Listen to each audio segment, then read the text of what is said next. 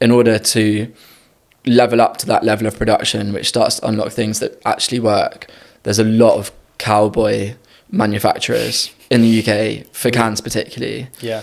And it was just like pulling your hair out on a daily basis. When you say cowboy, do you mean sort of like difficult, dishonest, unhygienic? Oh, like really?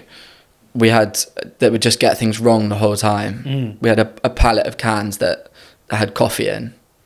So they were supposed to be. They had your branding on it. Supposed to be cucumber-flavoured punchy cans, right? And they were full of cold brew coffee.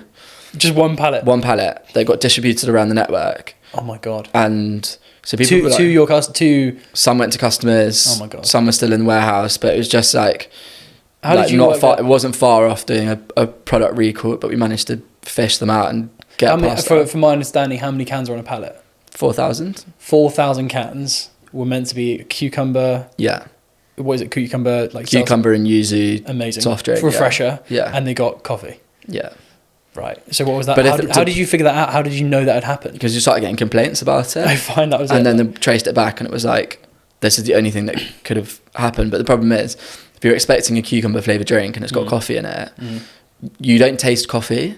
You just think it's like soiled. Yes. Yeah. Unless it's such a contrast of expectation to flavour that you have to have like a really strong palate to be able to pick that out and be like, this is actually coffee. Yeah, because it's in a can where you can't see it, and also you can't really smell it as well when you're opening the can. And then you pour it out and it's black, and you're like, what the fuck?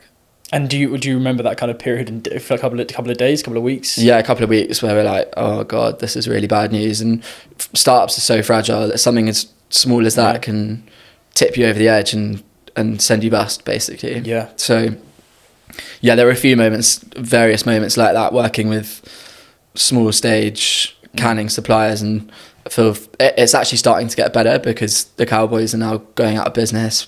Yeah. Because they can't run a small industry. It's a small industry, and you get enough bad press, and eventually people realise that, okay, whilst getting better margin is great, it's worse to have products with coffee and going out to the market that aren't supposed to have coffee in. Yeah. So that was a really tricky sort of 3-year period. 3 years. Yeah, because you're still staging up. I think to get to printed cans, you need to be making 250,000 cans in a single run. Wow. So that's a lot of capital. It's a lot of investment, and you can't like just go and create.